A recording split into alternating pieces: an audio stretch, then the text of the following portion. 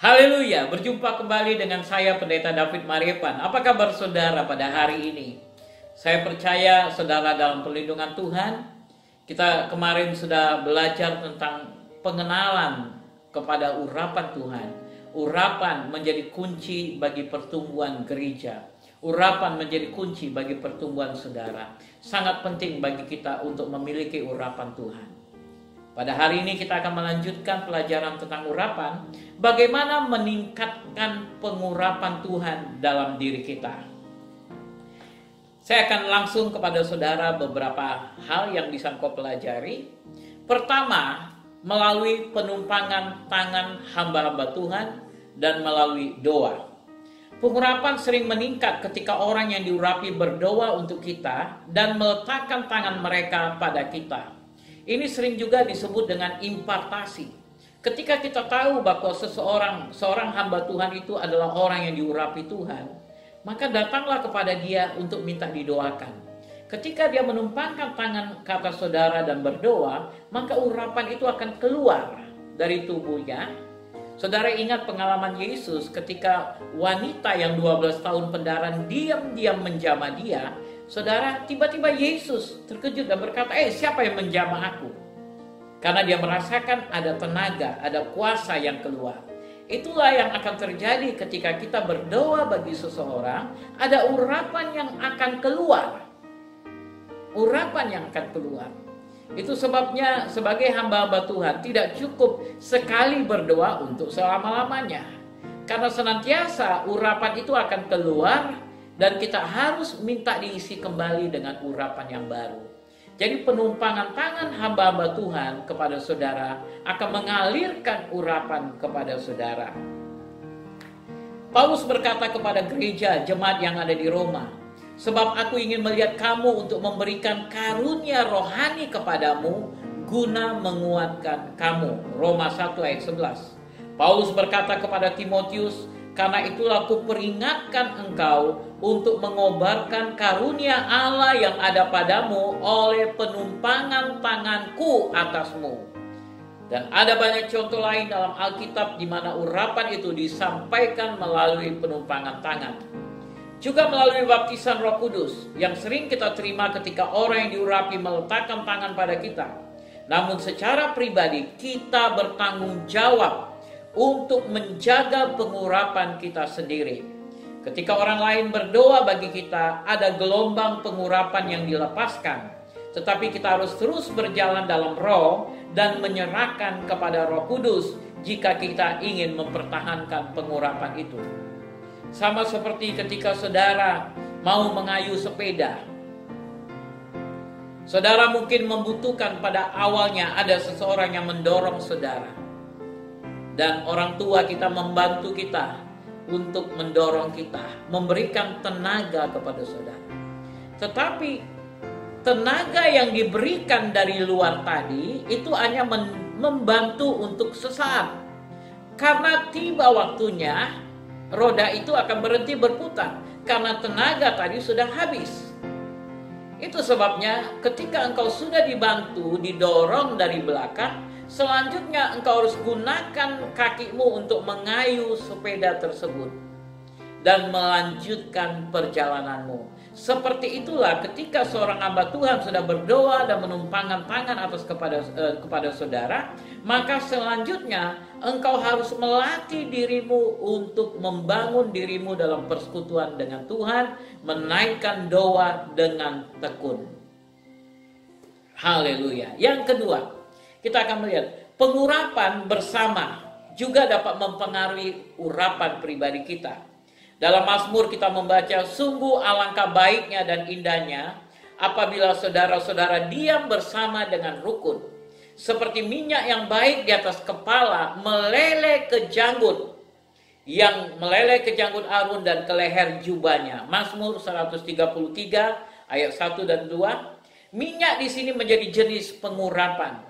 Ketika saudara-saudara diam bersama-sama dalam kesatuan, minyak mengalir dari kepala, dari pemimpin sampai ke jubahnya, pelayan-pelayannya, hamba-hamba Tuhan, tim pengerja.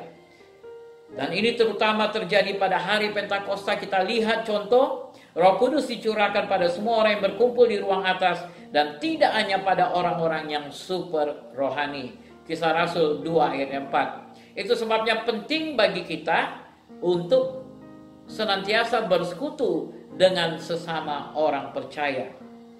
Berhubungan dengan kelompok orang yang diurapi.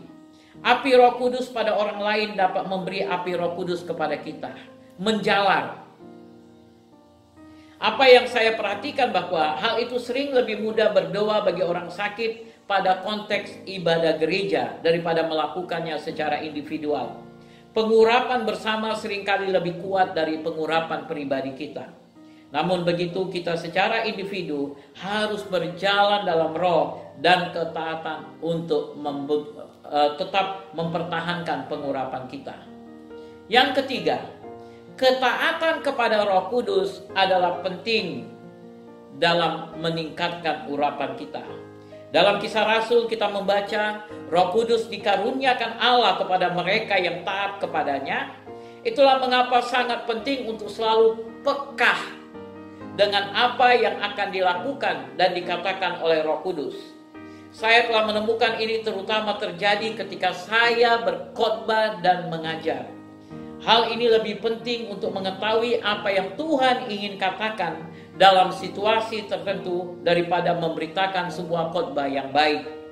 Beberapa khotbah terbaik saya telah menjadi khotbah yang paling tidak diurapi, karena saya tidak peka terhadap apa yang Tuhan kehendaki dan Tuhan ingin sampaikan dalam situasi tertentu. Apalagi ketika saya mulai mencontek, mengambil khotbah-khotbah contohnya dari YouTube, khotbah-khotbah yang bagus dari seorang hamba-hamba Tuhan dengan poin-poin yang menarik. Ketika saya sampaikan, tidak ada urapan. Saya akan keletihan, berkeringat.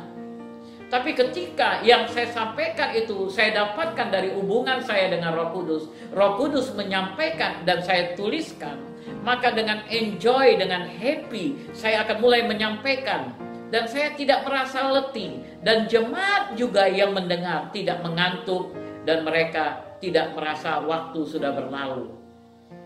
Mereka akan menikmati suasana yang luar biasa. Saya juga mengalami berbicara dengan sebuah perkataan yang sangat sederhana yang Roh Kudus taruh di hati saya. Dan sering perkataan yang diurapi. Sebagai contoh, jika saya diberitahu dengan berbicara tentang pisang, meskipun saya memiliki khotbah yang lebih baik tentang tomat, Allah akan mengurapi khotbah saya tentang pisang dan tidak mengurapi khotbah saya tentang tomat. Ini merupakan contoh, saudara ya. Hal ini juga terjadi untuk semua bentuk pelayanan. Saya punya teman di Rusia yang untuk berdoa bagi seorang wanita yang sakit, di mana pada waktu itu banyak orang Kristen sudah berdoa, banyak hamba-hamba Tuhan sudah berdoa, tapi dia tidak bisa menerima kesembuhannya. Suatu kali teman saya yang dari Rusia ini diminta untuk mendoakan, dan dia bertanya kepada Tuhan apa yang harus dia lakukan dan bagaimana ia harus berdoa untuk wanita tersebut. Roh Kudus mendorongnya mengambil segelas air, menambahkan garam dan memberikan kepadanya. Saat ia meminum air asin, dia segera sembuh. Pada saat itu juga wanita itu sembuh.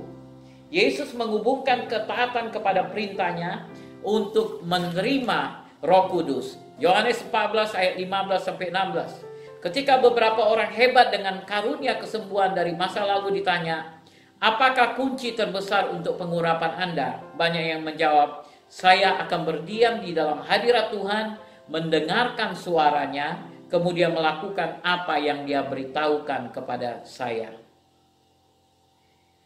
Yang keempat, pelayanan yang baik dari urapan yang telah kita terima. Urapan meningkat ketika kita menggunakan urapan yang sudah kita miliki. Kita melakukan pelayanan. Masalah dengan banyak orang adalah mereka tidak menggunakan urapan yang mereka telah terima. Kita membaca tentang Yesus. Yesus berkata dalam Lukas pasal yang keempat, Roh Tuhan ada padaku, oleh karena Tuhan telah mengurapi aku, Ia telah mengutus aku untuk menyampaikan kabar baik kepada orang-orang sengsara dan merawat orang-orang yang remuk hati, memberitakan pembebasan kepada orang-orang yang tertawan dan kepada orang-orang yang terkurung kelepasan dari penjara. Allah tidak mengurapi kita untuk tidak melakukan apa-apa. Yesus katakan, pergi, jadikan segala bangsa menjadi muridku. Untuk itulah dia berikan urapan. Ketika engkau mulai pergi, maka urapanmu akan mulai meningkat. Tuhan akan semakin mempercayakan urapan itu kepadamu. Kita memiliki contoh Elisa dan wanita yang pada saat itu membutuhkan. Kita membaca, apakah yang dapat kuperbuat bagimu, kata wanita itu. Beritahukanlah kepadaku apa-apa yang kau punya di rumah. Berkatalah perempuan itu, hambamu tidak punya sesuatu apapun di rumah, kecuali sebuah buli-buli berisi minyak. 2 Raja-Raja 4 ayat 2. Saat ia menuangkan minyak ke dalam buli-buli kosong yang ia pinjam dari tetangganya, jumlah minyak bertambah. Dengan cara yang sama, ketika kita menggunakan sedikit minyak yang kita miliki, urapan yang kita miliki, dan dituangkan ke dalam kebutuhan seseorang, pengurapan kita akan sering meningkat. Saya sering memiliki pengalaman merasa begitu kering secara rohani dan kosong. Tapi ketika saya mulai berbagi firman Tuhan atau berdoa untuk orang lain, saya melihat peningkatan urapan Roh Kudus. Oleh karena itu, jika kita tidak menggunakan pengurapan, kita akan kehilangan urapan. Yang kelima, pengurapan meningkat melalui disiplin rohani yang sehat. Hal ini jelas, saya tidak akan menyampaikan banyak hal tentang ini. Ada banyak hal-hal yang mengkonfirmasi hal ini. Paulus menulis, janganlah kamu mabuk oleh anggur, karena anggur menimbulkan hawa nafsu. Tetapi hendaklah kamu penuh dengan roh, dan berkata-katalah seorang kepada yang lain dalam mazmur, kidung puji-pujian, dan nyanyian rohani. Bernyanyi dan bersoraklah bagi Tuhan dengan segenap hati. Efesus 5 ayat 18-19. Ibadah, berdoa, membaca Alkitab, pujian, dan ucapan syukur. Semua disiplin ini akan membuat kita meningkatkan urapan dalam kehidupan kita. Jadi kita perlu melatih diri kita dalam disiplin rohani. Dan kita akan melihat urapan ini semakin bertambah-tambah. Salah satu disiplin yang paling penting yang meningkatkan pengurapan adalah berpuasa. Kita lihat contoh terbaik adalah Tuhan Yesus. Dalam kitab Lukas kita membaca bahwa Yesus dibawa roh ke padang gurun untuk berpuasa. Dan di dalam ayat 14 kita baca pasal yang keempat kitab Lukas, Yesus kembali ke Galilea dalam kuasa Roh Kudus. Apa yang terjadi di padang gurun? Dia berpuasa selama 40 hari. Itulah alasan mengapa dia dalam rupa seorang manusia mampu melakukan begitu banyak mujizat yang luar biasa. Berpuasa itu penting untuk meningkatkan urapan dalam diri saudara. Suatu hari murid-murid Yesus berusaha untuk mengusir setan keluar dari seorang anak muda, tapi mereka tidak mampu melakukannya. Yesus berkata kepada mereka, jenis ini tidak dapat diusir kecuali dengan berdoa dan berpuasa. Matius 17 ayat 21. Ia berbicara kepada mereka, hai saudara-saudara, Anda tidak memiliki urapan karena Anda tidak berpuasa. Anda perlu berpuasa dan berdoa.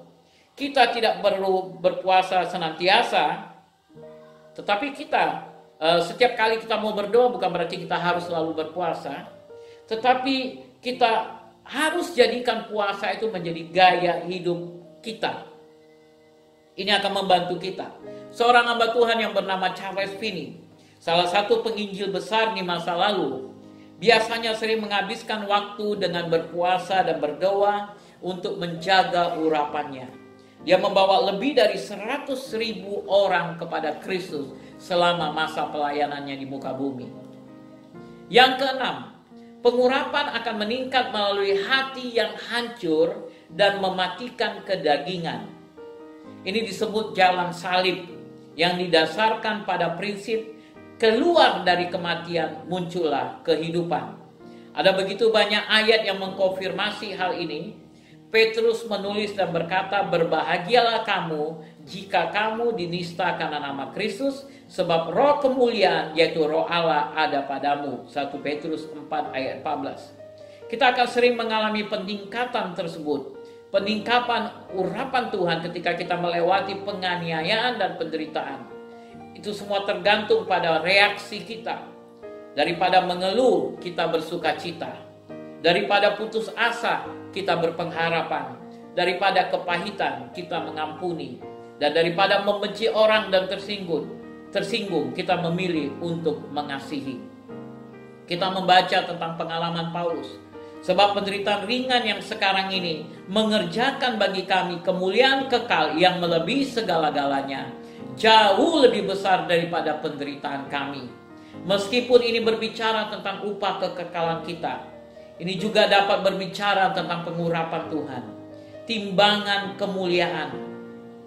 Watchman Nee, seorang hamba Tuhan, guru besar di Tiongkok, berkata, kunci terbesar untuk pengurapan adalah hati yang hancur.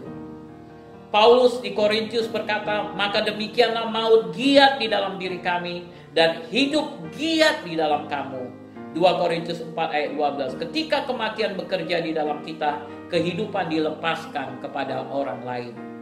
Ketujuh, pentingnya berbicara di dalam bahasa roh akan meningkatkan urapan saudara.